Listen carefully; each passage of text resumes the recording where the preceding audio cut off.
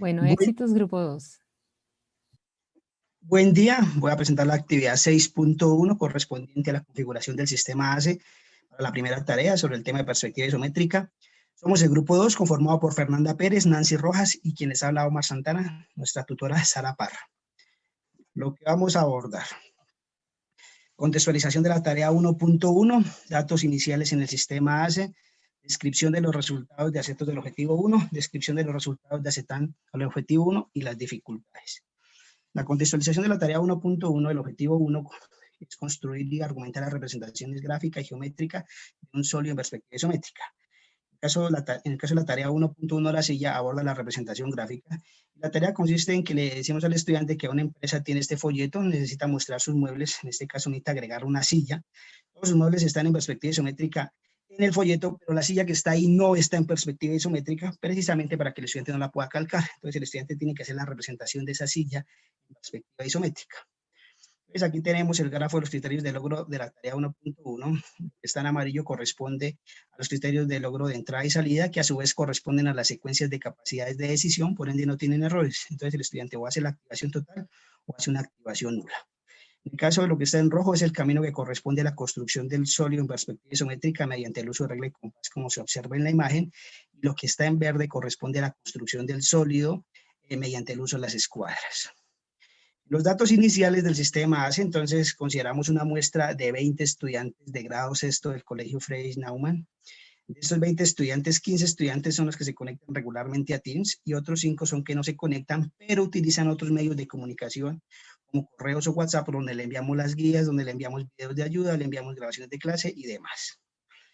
Recordemos que tenemos 2 objetivos y cada objetivo tiene 2 tareas de aprendizaje y tenemos 3 expectativas afectivas. Los datos iniciales, entonces aquí tenemos la tabla de la ponderación de la tarea 1.1 de los criterios de logro. Entonces, el primer camino tiene la siguiente puntuación, digamos, la que tiene más alta es el criterio 1.4, donde el estudiante construye los ejes X y Z, porque, digamos, a partir de esto se determina que el estudiante construya un sólido en perspectiva isométrica o no. Entonces, en estos ejes, si el estudiante traza mal los ángulos, entonces puede tener un sólido tridimensional, pero no va a corresponder a la perspectiva isométrica. Luego le damos la misma ponderación a la construcción de las caras y también a la argumentación, porque digamos que uno tiene que ver con la construcción y el otro con sustentar esa argumentación.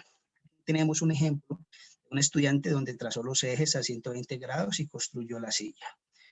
Para el segundo camino, la ponderación más alta la tiene la construcción de las caras de igual manera, porque digamos allí con las escuadras tienen los ángulos, entonces si el estudiante hace la construcción de cara por cara de manera correcta, pues va a obtener la perspectiva isométrica. Y en ese sentido, el criterio 1.11 tiene menos puntuación porque, digamos, si no quiere hacer verificación, pero hizo bien las caras y usó las escuadras de manera correcta, pues al igual va a obtener el sólido en perspectiva isométrica. Aquí tenemos un ejemplo de un estudiante.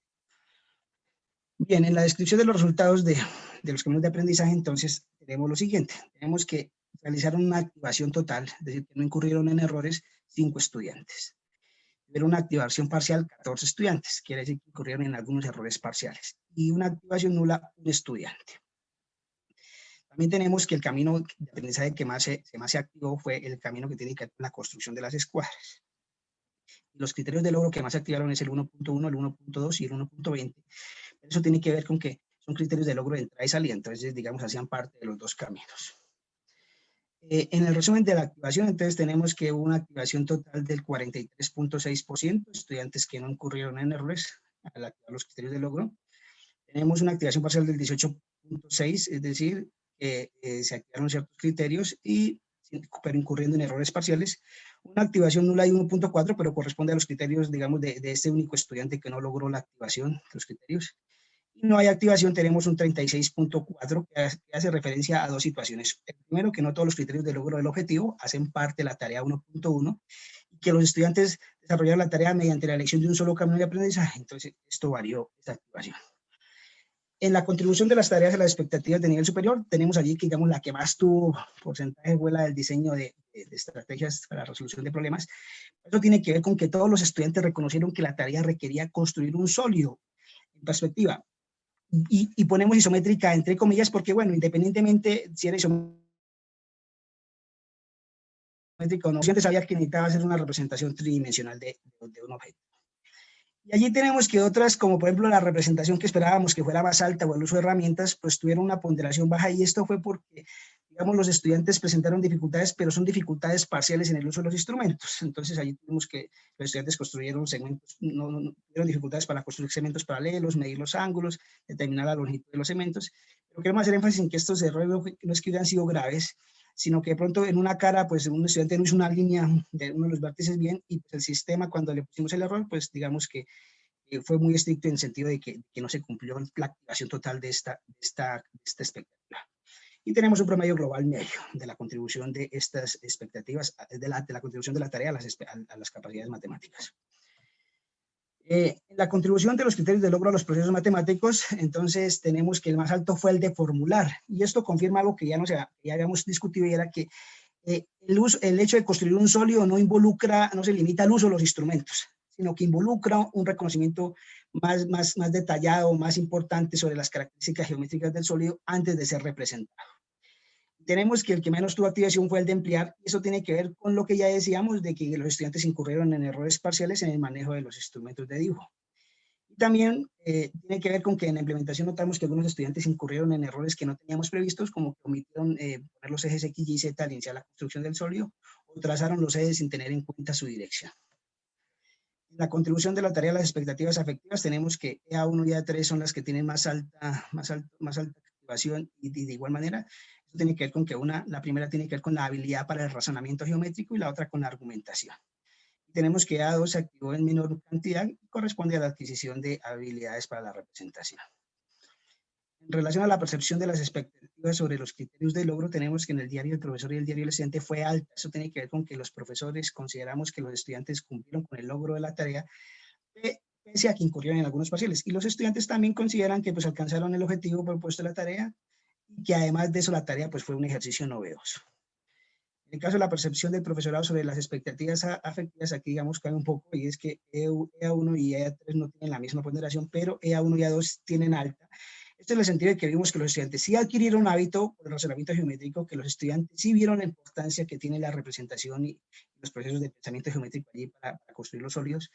Pero en EA3, que tiene que ver con la argumentación, vemos que los estudiantes, pese a que hicieron a veces una buena construcción del sólido, sus argumentos fueron muy pobres, o el indicar su paso a paso fue muy general, ¿no? En la percepción del profesor sobre los aspectos de la motivación encontramos que fue alta, muy alta o alta. Eso tiene que ver con que, digamos, en la implementación los estudiantes se evidenciaron conocimientos previos, la mayoría lograron completar la tarea pese a que incurrieron en errores parciales, pero también tenemos presente que esos errores parciales tuvieron que ver fue con la omisión, con la omisión de la verificación y falta de atención en los detalles, y no porque el estudiante ignorara los procedimientos, fue más una variable extraña que fue el tiempo. Entonces el tiempo los afanó y omitieron algunos detalles que los llevó a algunos errores parciales. Y la percepción sobre los estudiantes tenemos que fue alta respecto a los aspectos de la motivación, y eso tiene que ver con que los estudiantes pues, se motivaron con la tarea, lo consideraron un reto, pero digamos calificaron bajo el hecho de la interacción, y tiene razón, porque a raíz de esta estrategia de aprende en casa, pues los estudiantes no trabajaron en grupos, trabajaron de manera individual. Pero digamos que hubieron unos pocos momentos de interacción cuando el estudiante expresaba una duda y el profesor le compartía la ayuda, y la compartía para toda la clase, y además de eso cuando mostraba al final su resultado. Entonces, digamos, esta fue la interacción que hubo. Aquí tenemos una pantallazo del programa que usamos, donde dimos la retroalimentación y también presentamos las ayudas.